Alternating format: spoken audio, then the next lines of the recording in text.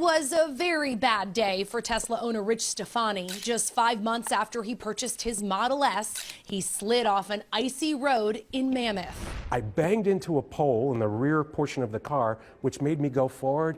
And who did I run into? A stationary Ford Expedition Mammoth Mountain police vehicle. Little did he know his bad day in February would stretch into a bad year when it came to his electric vehicle. How long has it been since you've had your Tesla? So it's 295 days as of today. His six-figure car has been in a Tesla-approved auto body shop for 10 months. So I wanted to share my story because I felt frustrated and disappointed with what happened to me. Rich has kept a detailed log of his experience, a 2-page spreadsheet that begins back in March when the first auto body shop in Glendora started work on the car. It took about another 45 days for them to what's called tear down the vehicle and to inspect it for other parts. Rich said he was told his Tesla was 18th in line for repairs, so he decided to move his Tesla to another approved shop closer to home in West LA. From there, it took about 90 days to get the initial set of parts. By then, it was July, 5 months after the accident. But at that point, they realized, oops,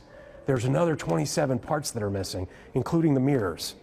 And I'm thinking, wait a second, the mirrors weren't even involved in the accident. How could they be missing? Rich started messaging Tesla executives on LinkedIn. He even tweeted CEO Elon Musk, who responded that he was taking action. But that was late October, and nearly 2 months later, Rich is still driving a loaner car. You've got a body shop process that's built for every other car company, and Tesla's really a technology company. So it's like square peg into round hole. Rich showed 2 on Your Side all the emails he has sent Tesla and the body shop over the past 10 months. Has this been exhausting?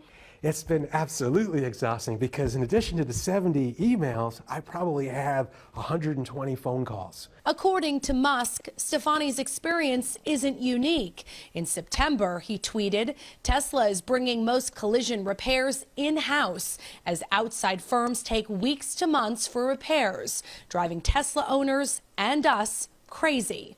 And Rich, of all people, can testify to that. Now, Tesla tells 2 on Your Side that the damage to Rich's car was extensive, but they admit this took longer than it should have. They tell us they've recently doubled its body shop advocates team, and they've created an internal escalation path to speed up the time it takes to get the parts for repairs. And they assure me that Rich will finally have his Model S back this Friday.